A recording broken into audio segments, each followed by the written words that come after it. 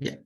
So welcome everybody. Today we're going to talk a bit about B2B approach. It's going to be a two-session period. The reason that we are looking on this sector is by understanding that when we find some good business that start to purchase from us a product, it's become a really reliable revenue stream that most of the time is coming again and again. And today we start to talk a little bit about how to get it and where to get them and what is the approach, why us and not other options that are available for them. Yeah, so maybe you want me to do like I will say that like maybe just the general overhead is that we're talking about we're going to talk about the types of businesses that are usually either retailers or do events.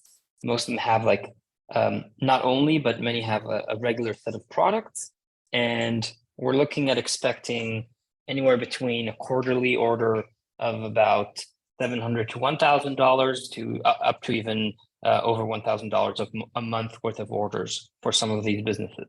So we got to find them, but once they're in, they're hooked. Yes. So a little bit of background on what Cubee's been doing this for a while. So since the end of 2021, we basically opened up a department saying, this is something that Cubee wants to do. We want to do the outreach, and this is what we studied. And the reason we started with it in the first place is that the understanding that e-commerce and retail aren't going anywhere, right? They're projected to triple themselves within the next 5 years. But the concept of centralized production, which most of the retailers are supported by, is just losing its power. Many smaller businesses, they're just playing the game of the big, huge corporations, mass production, importing, overseas shipping, all that. It just no longer really pays off because of all the supply chain issues that have happened. One of the things that we did, which was really cool, is that we kind of mapped out, we talked to all these businesses who work with importers or who, work with Alibaba, for example, to find products in themselves. And we mapped out what is the process when they want a custom-made product for them, right, to put it on the shelf. So it's searching for the right vendor, right importer, communication, making iterations, trying to find that product, telling what they need. Then if it's actually made abroad, it's waiting months for a product sample. That product needs to be approved by the seller. Then an order is placed. Then you wait again for all the shipment, dealing with customs. Then when it arrives, there's a big initial investment, obviously, and there's stock inventory you have to take care of. Any product variation you need to do, you kind of get thrown back to the start. So the initial investment is about $10,000. Can you just actually head back a little bit on it? The shipping time would be it's up 40% now, so it'd be like a year the whole time in some cases. Upfront rates are really, really going up in the last 3 years for shipping, and then they're losing a lot of money for overstock. So they have to invest a lot to get a lot of products. They might not be able to sell them. So it takes 4 to 6 months, between $10,000 to $100,000 sometimes in investment to actually get that one product that you want. And this solution that you are offering, or Cubee used to offer, but you are offering locally, is just a hack for the supply chain. So there's a digitalization and automation of this whole. You're the vendor, and everything is these are digital products, right? And the production and iterations are all automated. They just need to approve the product, place an order, and then you're localizing the production for them. So technically, they could get a product in 10 days with no initial investment. And the Cubee solution, which is your solution, right? It's digital inventory that you hold because you have digital assets, or you can create them for the brand. They're sold as physical products. So you exchange a physical product line with a digital one. These products are ordered on demand, and then they're locally made wherever you are located. So maybe made in wherever you are is actually a good slogan. The fulfillment is obviously automated by you or Cubee's network. We can help, by the way, for businesses that want to process the payments with an automated ordering system. And then this is something that we help with if you need. And that whole system is just a really easy way for them to get micro inventory really, really quickly, high quality products that are very, very unique. And as I said in the beginning, the businesses that are understood that adapt this or that try it out usually get hooked. Maybe Oded, you can take it from here about the examples and such. Yeah, so here you can see like two different approach of businesses. The left one is name is Hoya, it's from Israel, and the right one is Jungle NYC that is in Brooklyn in New York. Hoya, it's a digital commerce. They sell direct to consumer without a shop in the middle. So you just purchase online, and they can actually have a really small inventory every time. And they did like in a planters area, they play a little bit with the sizes, colors, patterns, and they start sell the product. Behind the scenes, they have manufacturer that is something like 10 kilometers from them. So every time that they need something, they can order 5 to 20. Sometimes they prefer to order the 50 because they get a better price quote for that. But most of the time they don't cross the 20. And as we learn, a lot of them going to a other area when they can go to a local importer or like you say Alibaba directly. And over there, they are not unique.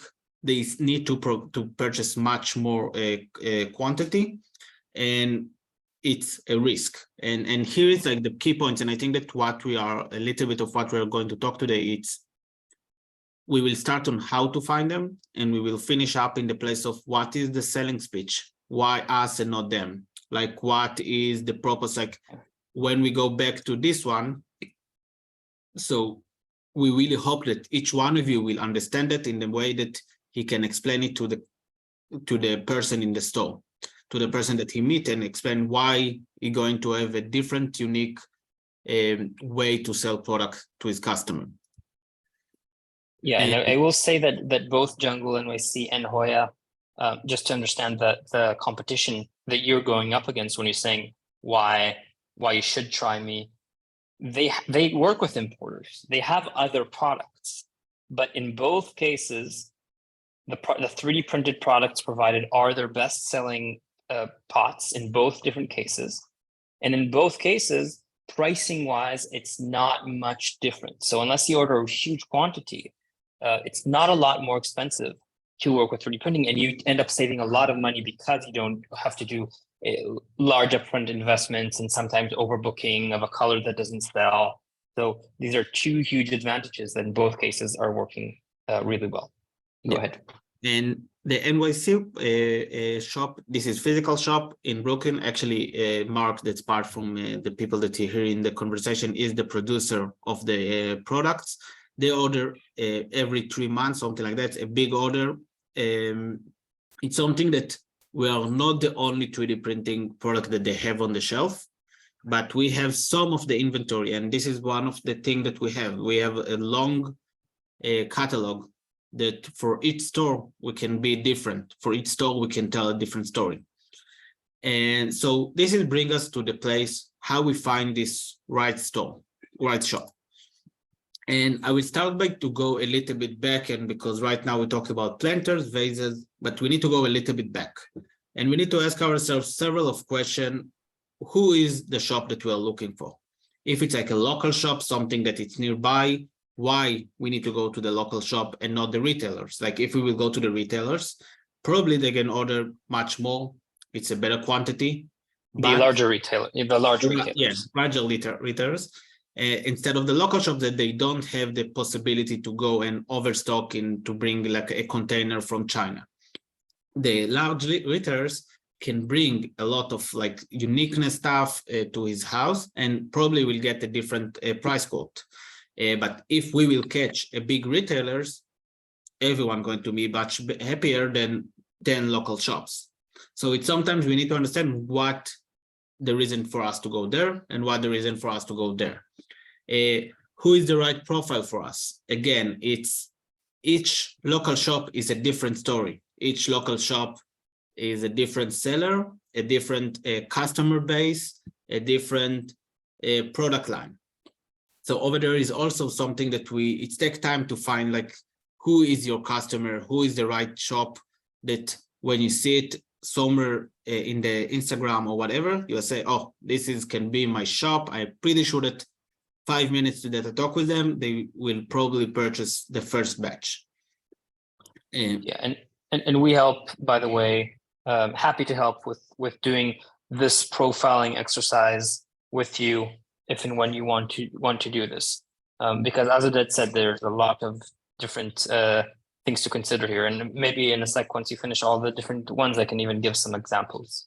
Yeah, and I think that then above that, it's why us and not them. This is like the biggest. Us as in the print shop, not Cubee. Just us as in like why me as a person with a print farm and not an importer.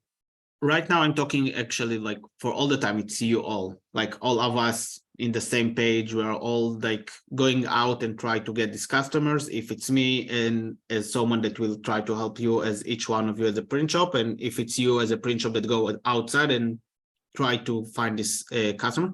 So each one of us is to understand why is 3D printing products are uniqueness. What is the difference between us and if we go back to plants and vases, what is the difference between us and ceramics and terracotta vases that are much cheaper, but we can bring colors, we can bring different shapes, we can bring whatever.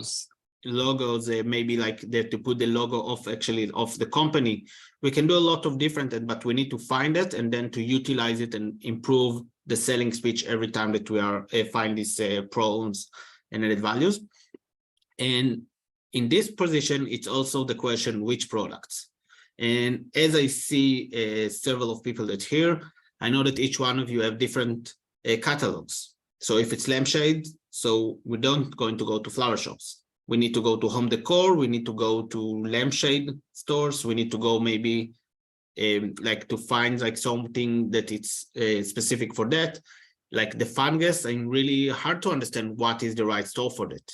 It will be a different story than just to put it on like in a plant shop, but maybe actually it's a plant shop can work because it's come from nature and can talk with that. So when we have the product line that we want to sell, we need to start to understand who is this customer base and where they're coming to shop the product that they're willing to purchase.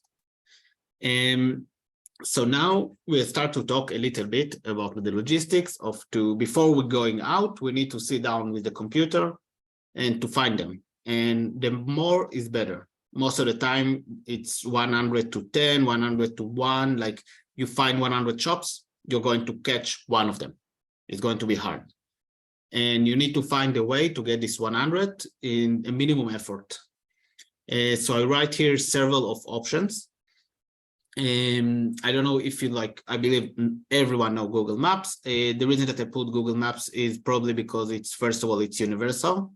So it's no matter where you are, in which country, it will be probably the easiest way to go. Yelp, if you are American, they put a lot of info inside Yelp. So it's really easy to copy paste all the info. So after that, it's really, I will show you how I collect the data and how I utilize the data after that. But Yelp provide all the data in the same place. So it's really easy. But like in Israel, we don't have Yelp, so I cannot utilize it. Instagram is one of the best tools because you see the shop. And as I said before, after you know what is the type of shops that you are looking for, it's a moment when you see like, if you see Jungle NYC, now every time that I see a shop that could look like Jungle NYC, I create them and say, okay, this is the right place. And I will knock on the door probably. And most of the other shops that we get along the way was similar to this type, like a little bit of hipster, a little bit of like want to be unique, talking high hand, not low, like just get the plants in $5. No, it's the high end planters.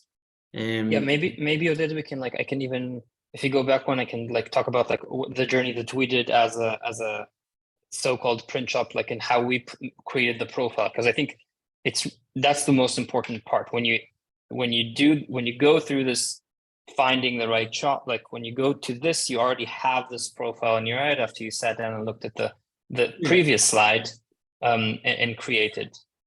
So this actually, no, the circles. I want all the beautiful circles, because this is the questions that we ask ourselves. So when we were first approaching this, what we understood was, I'm just going to run through all those points. I think it's a really good example to show. So we asked who is the right profile for us. And then when we looked at the difference between retails and local shops, one of the things we said, honestly, was we're not sure about our capacity and how we can handle a high rate of orders right now, meaning we don't want to screw up with a big retailer start off. So we prefer to start with local shops. B, we want to get in the door as fast as possible. Larger retailers, it takes you talk to somebody who talks to somebody, and then to get a meeting with someone high up is hard. A local shop, you walk through the door, you pick up the phone, you get them. So we said, okay, we want to reach them as quickly as possible. So we went to the local shop, right? Then Odette said, we were looking for this hipster urban places. Why was it? Because we thought about the product that we were selling, and we were working with cow-fed company vases when we started this for the first time. And what we thought about was, what is this added value? Okay, these are these funky pots, right? They need something a little bit special. They need something, a shop that cares really about style. So that's what we realized. Okay, we're looking for this urban vibe. And when we thought about the competitors, then we asked, we looked at these stores that we said, oh, this could be it. And we looked what they were offering. And then we quickly realized, okay, there are a few big importers that work with these types of stores. And there are all these local artisans that do things that are far more expensive than what we can offer. And then our cons for this was something that we had to find out. We needed to learn what our turnaround time was right away, because we thought it would take 1 week. It ended up taking 2 weeks for the first one, and we had to understand exactly what customization we can and can't do. But quickly that kind of turned into our added value. And our cons were, sometimes a little bit expensive. Sometimes they wanted a few different colors or things that we couldn't do, but the volume was something that we always had to be in control. And that's how we found our sweet spot for the profile. Yeah. So again, I will go back to the place. The Instagram is really easy. Like after you know the profile, it's really easy to look and to see if the store is the right place for you. And here there is Phantom Booster. Is a software that scraps the internet, and actually you just go to Google Maps, or I don't sure if Yelp is inside, but I think that Yellow Pages is inside, and you can tell him, provide me all the shop of planters in this area, and he makes for you a CSV ready to go. It's without the eye of the human, so you get like rubbish stuff, and it's more. It's better to utilize for stuff like email campaign, that we will talk in the second meeting about what is email campaign and how to make a good email campaign to get all the store. But with that, you can get like 100 shops in your area really easy. You don't need to go pick them end by end.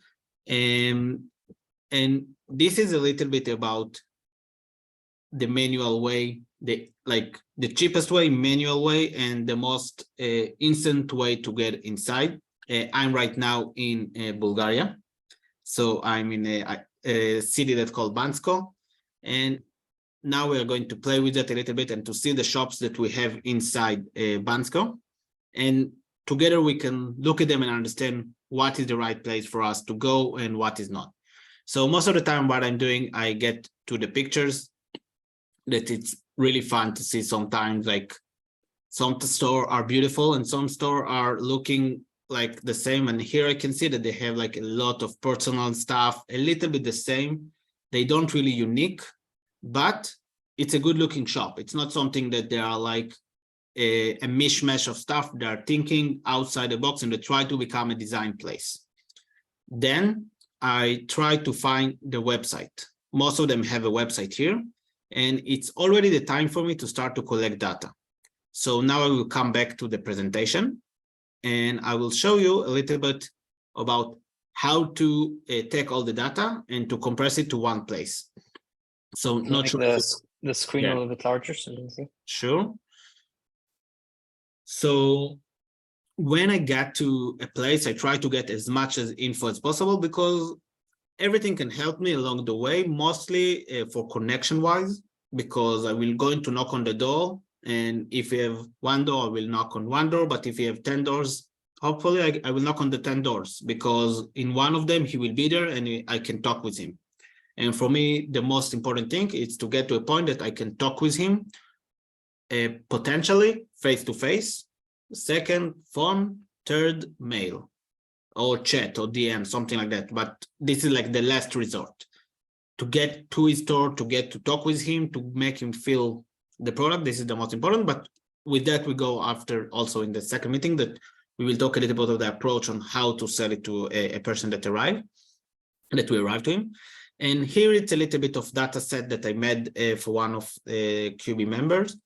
And here you can see, like, I wrote the name of the shop, I take the website, Instagram, Facebook if there is, email, address. It's important because one day I will want to get there. So I don't want to get lost and not to find it. If I already in Google Maps, it just copy paste and ready to go. The city. And then I start to put some stuff that are a little bit subjective. There is not a lot of objective of what is the size of the business. It's hard to understand what is the size and what it's mean, big, small. There is, like, if you see it, something big, like Walmart, it's big, but it's better than, like, it's hard to to navigate it all the way. So it's something that is subjective, but it's also for you to build your game plan. Because most of the time you don't want to start with the large one. You want to start with the small one to teach yourself the approach, to teach yourself what is the direction, the right direction to the heart of the manager, the heart of the person that maybe will arrive directly to the shop and will already want to purchase. It's something that you need to learn, and you want to burn the wrong place, like the places that you are not believe they are the right customers for you. So in the other part, it's also, you add like a comments and a score. The comments, it's most of the time to play in a warm intro, or like when you write a cold mail, something like that, you can put a little bit of personalization, or to already to seed something that you had on mind when you see the shop. Like sometimes I write cool vibe. What it means cool vibe is, again, subjective. But when I saw the pictures, I understand that it's something that probably something of cow fat, something like that can work. So I will probably come with a brochure of this product. Maybe I will also come with a sample of this product that they will see that. And sometimes I write old vibe. Old vibe for me, it's like the old shops, like we saw before in Bansko. Something that it's like to bring the future of like digital product. It's not sure that it's going to fit, but maybe it's the game changer that they will just wait for it, because all the time they have the same importer that provide them the same glass vase, the same another product that every time that the customer arrives, we say, okay, just bring me this again, same vase, but oh, something unique, something different, colors, shapes, or whatever. And then there is a score. The score is also helpful to build the route of what is the list, how I'm going to approach them, and when I will approach each one of them. So let's see like a little bit of like a routine of a shop. And so like it's mostly because I did it a lot of times, so it's an easy shortcut for you, I think, to do it. But in the other hand, I would say that like Phantom Poster can do it in a click of a button, but again, you lose the personalization of you feeling the ground before. As Uriah said before about the slogan, made whenever you are, we are really recommend to do it in your area, not go far away, build a route on to how to approach them, like to find all this shop and to make like one day I will just go to all of them and I will give them in advance and say that I will come to visit them. So yeah, obviously there are ways to do it remotely and to sell without meeting physically in the shop, but the connection can sometimes be huge, especially for local ones. We suggest to go and visit physically, because it will then even help you sell further away later down the road, because you know what these people are like, what they are, what they care about. Like you kind of get to know the type of the business owner, and it's really helpful. Yeah. So as you saw, there is the spreadsheet. Also, if you saw there is like option of like other software more advanced, like Asana, Monday, HubSpot, that also will help you along the way with tracking these customers. But start, for my opinion, start free, spreadsheet or Excel or whatever. It's something that you don't need to invest too much. And then you start to copy paste some of the data. You go to their store. most of the time inside the website, you can start to fill the ground. Also, you can see the prices. Here it's in Lieva. Lieva, it's something that I'm not sure what is the currency in the US. But it also means that you need to see if your product are feasible over there is price-wise. There is a chance that also here you can filter out and say, there is no chance that we're going to purchase a vase in at $20 when they sell everything in $5. And a store supposed to make a 2.4x, something like that, in advance on top of the price that you provide to them. So every time that you think about it, you say how much, and we go a little bit on that also in the other meeting about what is the right price quote and how to utilize to make them to purchase more. So you can see that. And most of the time on the bottom, you can find like the way to contact them as like Facebook, I see here, and there is the email, copy paste it, put it inside the stuff. Also, I would say that in Facebook, most of the time they put most of the info inside. Like Facebook, for some reason, people put much more info inside. They don't have Instagram, so it's going to be much harder to understand the vibe. But as you saw, it's not modern. No one will feel that it's like a modern, and Kawafet probably not going to fit directly to this place in the basic of that. There is a chance that they will want to be unique and then to utilize it, but it's not something that it's like the easiest and the most logical way for them to go.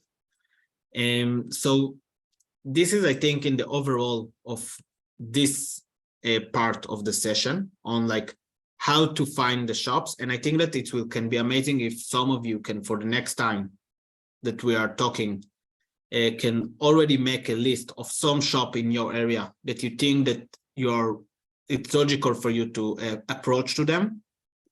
And then we can also like a little bit maybe to do like a brainstorm on like a one shop that we can look at there and try to understand how to approach to them and what is the best way and which tools.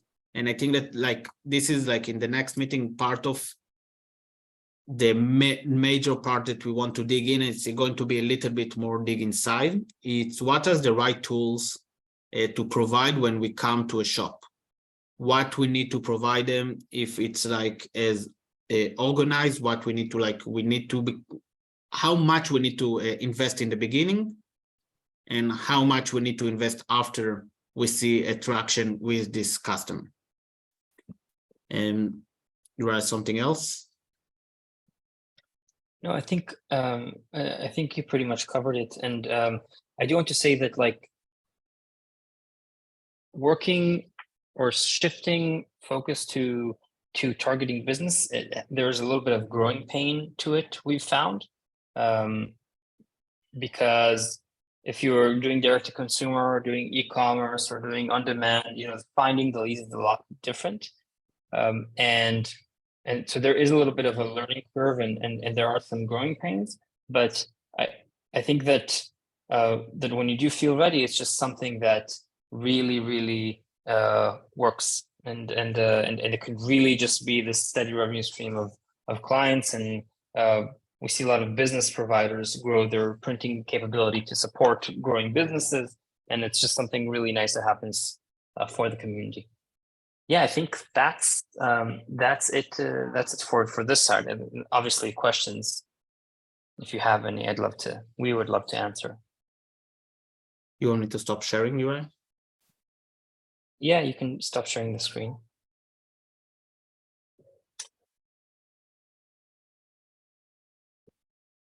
Maybe there are not a lot of questions.